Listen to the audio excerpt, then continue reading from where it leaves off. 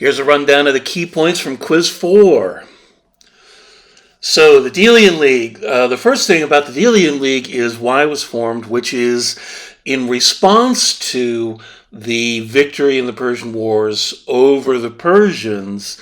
The Greeks decide to take the offensive. And originally this is put forward to Sparta as the natural leader in such an instance, but the Spartans were not interested. And so the Athenians asserted themselves as an alternative military leader of the Greeks, and formed a naval alliance instead. So what we have here, first of all, is this rivalry for hegemony between Athens and Sparta comes into play immediately upon the resolution of the Persian Wars, and the Athenians formed this naval alliance, mostly from city-states around the Aegean itself, and it is successful. The Persians are forced back from the Greek-speaking lands of Western Anatolia. The Anatolian Greeks, the Ionians and Carians, are free. The Delian League is successful, and rapidly so. In other words, coming out of the Persian Wars, the Greeks want to take things a step further and liberate the rest of the Greeks and remove the Persians from the equation in Hellas altogether. And they're able to do this under Athenian leadership. The problem is the Delian League is so successful, it outlives its reason for existence. Because the Persians have been defeated. And so as a result, the Delian League, instead of being disbanded, becomes a medium for Athens asserting its cultural and commercial hegemony over Hellas. And so Athens becomes more and more aggressive in seeking to dominate its allies. This is the thing that leads into the escalating conflict among the Greeks that brings us the Peloponnesian Wars. So the Delian League, very much a representative phenomenon of what's going on amongst the polis in 5th century Athens, and part of how the Greek world is transformed as a result of the Persian Wars, which bring to the surface the sort of inherent conflicts within the diverse and rival cultures of Hellas.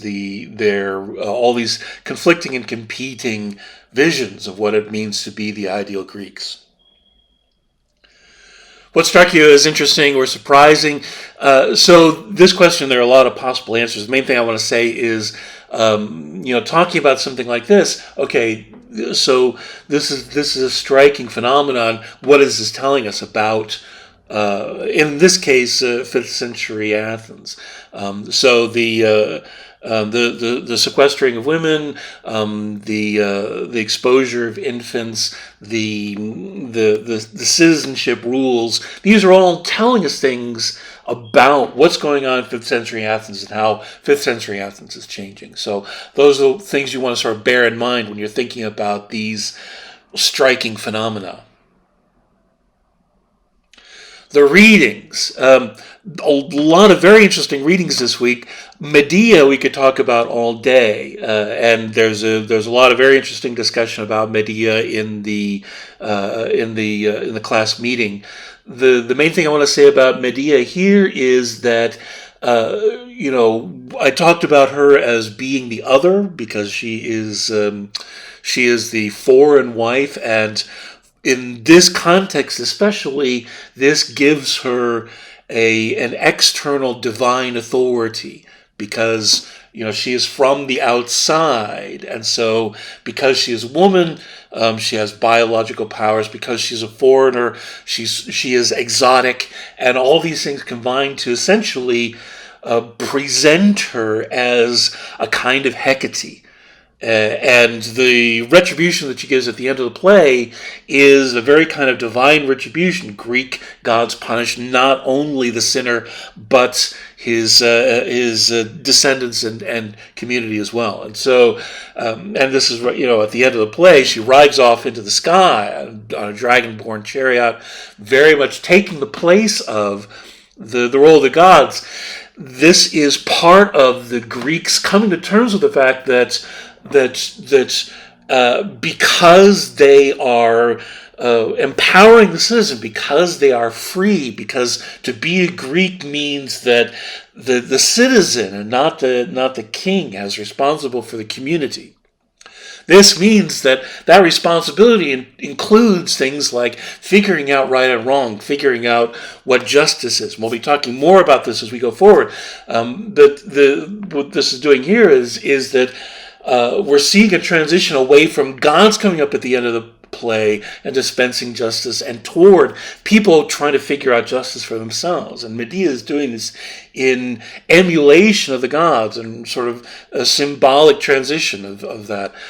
The other thing to bear in mind, of course, is that it's very clear from the play that Jason is the monster, and Medea is responding to monstrosity with monstrosity. But Jason's actions, and the fact that Jason's actions are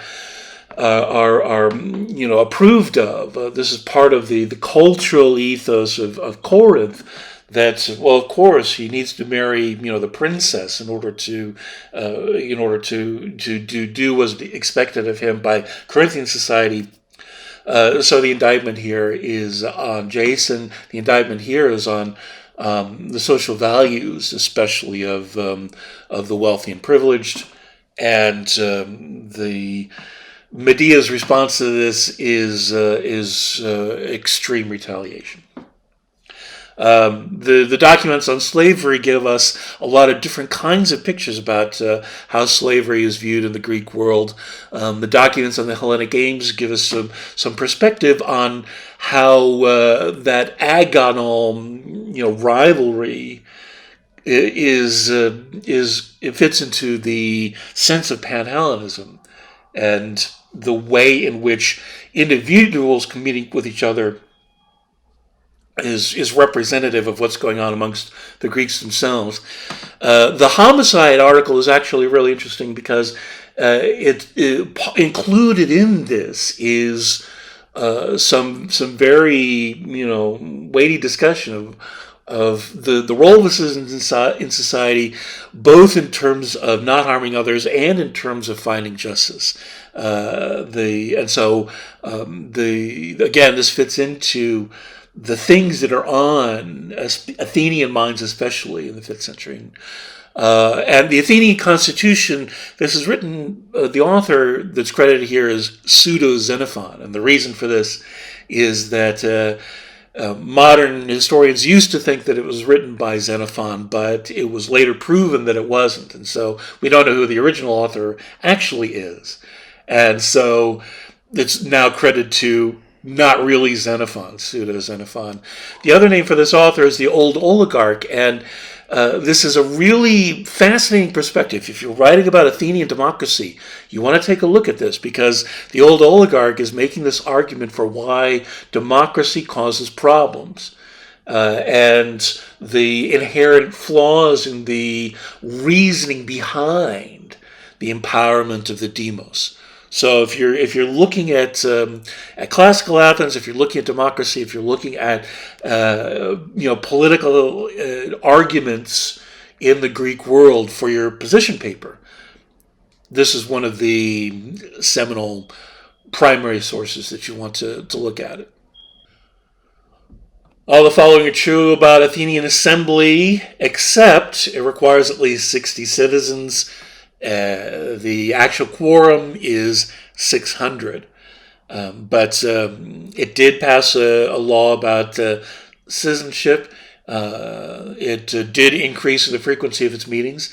And it did meet on the Pnyx. It's a funny name, which is why I put it in there. But the Pnyx is a large open space to just outside the main city space of Athens. A lot of assemblies, citizen meetings in other polis met in the agora, but the assembly, the meeting of all of these Athenian citizens was too big for the agora, and so they assembled in a large clearing just outside of town. It's still there. The speakers platform is also still there, so you can go to the Pnyx and see where Themistocles and Pericles and all of these people stood before the Athenians and urged them to action. And finally, what is a metic? Well, a metic is a resident alien in Athens. But the thing that you want to bear in mind here is why this is significant, why the metic is such an important part of the Athenian community. It's not simply that they're outsiders and they have no rights. The metic is a valuable part of Athenian economy and culture. These resident aliens are often there for a reason, either as traders or manufacturers or skilled laborers with a special skill. These people are valuable to Athens, and this is why they're drawn to Athens, because there's benefits to living there. They don't have rights as citizens, but they often do have influence behind the scenes. And there's some significant people in the story of Athens that are not Athenian citizens, but are part of the Athenian story. And that's the end of the quiz. Please email me with any questions.